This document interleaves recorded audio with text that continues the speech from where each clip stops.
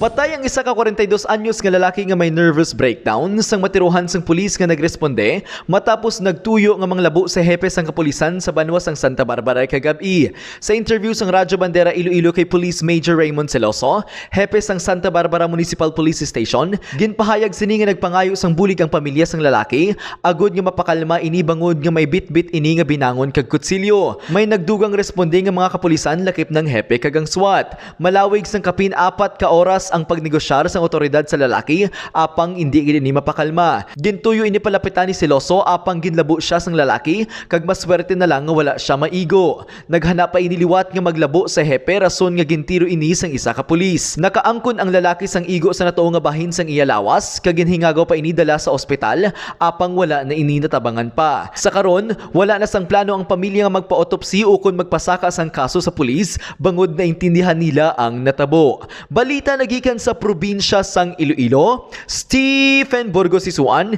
nagabandera sa matuod-tuod nga serbisyo publiko kag kalingawan sa Iloilo, Radyo Bandera.